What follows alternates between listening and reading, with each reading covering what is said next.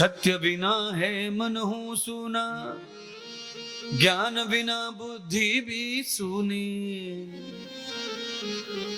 जिनको ज्ञान नहीं होता उनकी बुद्धि होके क्या फायदा है? पानी अपने हाथ से पिलाओ, खाना अपने हाथ से खिलाओ, कपड़े अपने हाथ से बदलो। बुद्धि नहीं है, बुद्धि है पर एक्टिव नहीं है, प्रोग्राम नहीं करती। और जब बुद्धि एक्टिंग नहीं करती, काम नहीं करती, तो लोग उसे कहते हैं बावला है, अज्ञान है, नादान है, बचपन से बुद्धि नहीं है इसको, बचपन से होश आवास नहीं है इसको। इसीलिए आज ये भजन लेके आए कि आपको होश हवास हो जाए। होश नहीं रहे तो दुनिया नहीं समझेगी, और जिसने दुनिया को नहीं समझा वो दुनिया के बबर में पड़ जाएगा, भंवर में फंस जाएगा। मछली कब जाल में फंसती है? जब वो जाल को नहीं समझती, जाल के अंदर फंसे हुए कांटे को, उस दाने को समझती है, जो उसका भोग है, जो उसका स्वाद है, जो उसकी इच्छा है, जो उसकी जरूरत है। अरे जरूरत में मछली इतनी बावड़ी हो जाती है कि उसे ये नहीं पता कि इसने कहां पर दाना डाला हुआ है।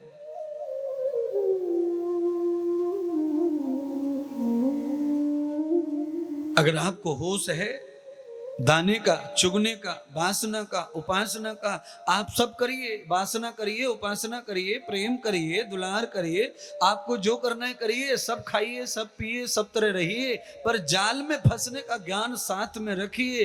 दाना जब जब खाएंगे तब तब जाल को याद कर लो। जाल को याद कर लिया तो संसार के कई भी आहार कम हो जाएंगे, और करेंगे तो फंसने का ज्ञान रहना चाहिए। मछली अटक जाती है कांटे में, मुंह में कांटा फंस जाता है, क्योंकि वो कांटे में ही तो लगाते हैं उसको, मसाले को, उस दाने में। रासम अस्ति संभूय रूपम येग पतंगया। जीव के रस के कारण मछली की मौत आ जाती है, रूप के कारण पतंगों की मौत आ जाती है। कितने पतंगे पंख वाले, कितने कीड़े मर जाते हैं लाइट के ऊपर, बल्ब के ऊपर, हैलोजन के ऊपर। सुबह देखो ढेर लग जाता है हैलोजन के ऊपर कीड़ों का। क्यों? क्योंकि उन पतंगों को रूप का आकर्षण है।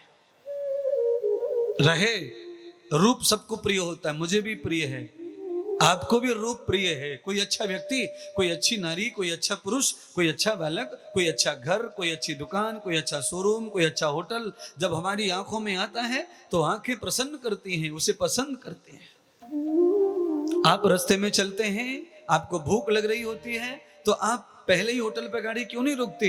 आपने कहा नहीं नहीं नहीं, आगे वाला देखो, ये ठीक नहीं है, ये ठीक नहीं है। अरे आपने देखा क्या है, ठीक है कि नहीं? रोड से निर्णय कर लेते हैं, कार में से, ये ठीक नहीं है, आगे चलो, ये ठीक नहीं है, आगे चलो। तो कितने होटल तो ऐसे ही निकल जाते हैं, ठीक नहीं है, ठीक नहीं है, क्योंकि आपने जो देखा आंखों से उससे निर्णय कर लिया। रूप का ही तो मतलब है। तो रूप के अंधेरे में आदमी पतंग की तरह मर जाता है, कीड़े की तरह मर जाता है, पंख जल जाती है उसके। जो रूप के आकर्षण में फंस गया वो भी बंधन में, जो जीव के आकर्षण में फंस गया वो भी बंधन में, और हिरण शब्द के आकर्षण में फंस के मर जाता है, ध्वनि से। हिरण को मारने के लिए शरीर में हिरण के गोली लगना जरूरी नहीं है, हिरण के पास में बंदूक की आवाज होनी चाहिए, हिरण को हार्ट अटैक आ जाता है।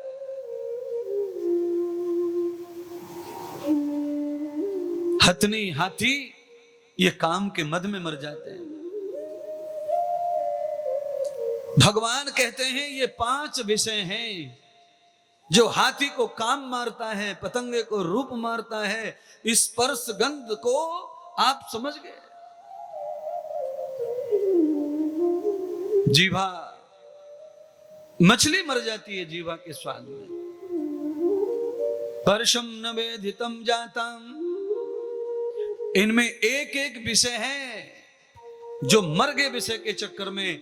और तुम सभी लोग जो बैठे मनुष्य के रूप में, एक ही शरीर में 5-5 विषय हैं, तो कैसे बचेंगे इन विषयों से बताओ? हैं? चूहे मारने की दवा एक ही विषय है, खा के देख लो पता चल जाएगा। खेत में दवा मारते हैं ना, खेत में दवा मारने की दवा को पी के देख लो, एक ही जहर है, पी के देख लो ना, 5 पीने की जरूरत नहीं है, एक जहर पी के देख लो, पता चल जाएगा, शरीर खेल जाएगा।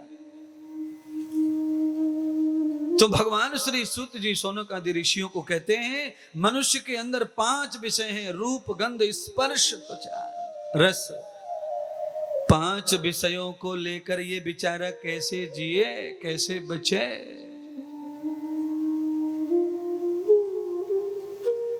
बड़ा दुर्लभ है जीना बचना संसार से।